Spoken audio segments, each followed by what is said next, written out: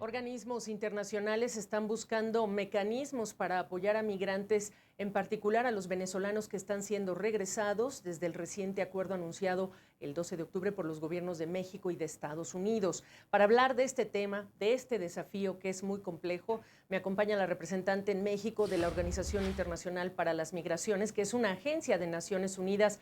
¿Cómo estás, Dana? Dana Graver, buenas tardes, bienvenida aquí a nuestros estudios. Preguntarte primero, ¿cuánta gente tienen ustedes registrada que ya ha sido deportada desde que entró en vigor este acuerdo? Bueno, no estamos registrando a las personas expulsadas, Gaby, pero por nuestras fuentes de información hay casi 5,000 personas venezolanas que han sido expulsadas desde el inicio del 12 de octubre. Casi 5,000 personas que estarían acá en México. Ahora, dentro de las conversaciones que tienen, también preguntarte, ¿cuánto estiman o saben que hay migrantes que vienen en tránsito hacia Estados Unidos que van a pasar por México? Y te lo pregunto para entender el tipo de presión que llegará desde el sur, Dana. Bueno, es muy difícil saber exactamente cuántas personas están entrando a México desde la frontera sur porque muchas personas entran de una manera irregular, no están detectadas. Entonces, las cifras son muy difíciles, pero sabemos que una gran mayoría en este momento son personas venezolanas. Hablamos de cientos, hablamos de miles, y te lo pregunto porque ustedes se tienen que preparar y tienen que hacer algún tipo de esfuerzo, imagino yo, en función de lo que se viene. ¿Cómo dimensionan entonces ustedes lo que se viene? Bueno, lo que podemos ver son las cifras en las dos fronteras y, por ejemplo, si vemos la frontera de los Estados Unidos, desde el principio de Título 42, un poco más de hace 2 años, han devuelto casi 2,2 millones de personas a México.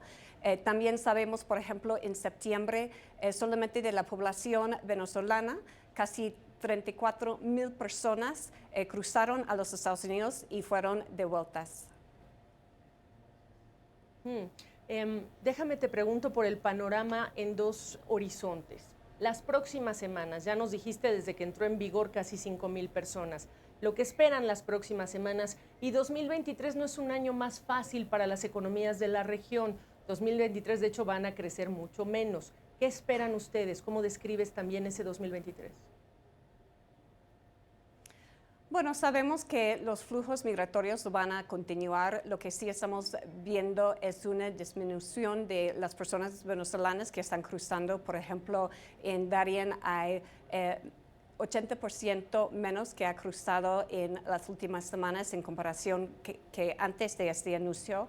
Pero lo que estamos viendo es una situación complicada en las dos fronteras, pero especialmente en la frontera norte, porque ahora con el aumento de personas devueltas por Título 42, hay muchos otros flujos de personas, por ejemplo, personas mexicanas retornadas, personas de otros países de Centroamérica, Suramérica, África, Asia, el Caribe, y también personas desplazadas internas. Entonces, la situación, especialmente en el norte del país, es muy compleja. Muy delicada. Ahora, ¿qué hacen ustedes en este tipo de escenarios cuando hablamos ya de refugios que están más que desbordados, y cuando se habla de que tienen un techo para dormir, pero me refiero a lugares con condiciones dignas? Exacto. El acceso a albergues para personas migrantes es sumamente importante para un lugar donde pueden dormir, especialmente las personas más vulnerables, los niños, niñas, adolescentes no acompañados, las familias, las mujeres embarazadas, solas, etc. Entonces, lo que estamos haciendo es trabajando justamente con esos albergues, ofreciéndoles kits de higiene, insumos de limpieza, colchones, incluso hemos trabajado en ampliación de el espacio para poder aumentar su capacitación. En este momento estamos trabajando con 66 albergues en el norte y alrededor de 115,000 albergues en el país. Que a estas alturas en estos tiempos están a qué capacidad, Dana?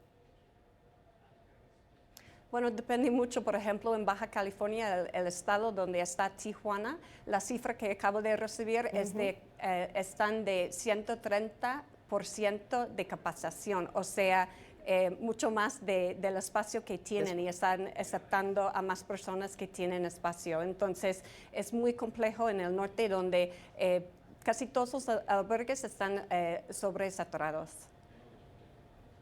Para cerrar esta conversación, Dana, la expectativa es muy alta para los países como México e incluso para los receptores, pero dame una o dos recomendaciones para los países de origen de una agencia como la que ustedes representan. Bueno, sí, estamos viendo la situación en los países de origen y las razones de emigrar son múltiples. Por ejemplo, la reunificación familiar, la situación de extrema pobreza, huyendo de violencia, no hay oportunidades de educación, de atención médica, etc. Entonces, obviamente, una inversión en estos países para apoyarles en términos de socioeconómicos es sumamente importante y también estamos trabajando con los gobiernos de los países de origen para abordar estos temas que causan la migración en la primera instancia. Y si me permites matizar, yo sé que tú eres la experta, al final del día las encuestas a migrantes dicen que las razones no solo son repatriación o reunirme con la familia, sino también son situaciones de violencia, situaciones de economía, etcétera. Pero Dana, espero que pases por aquí más seguido para seguir analizando que es un tema muy complejo. Gracias. Con mucho gusto, gracias, Gaby.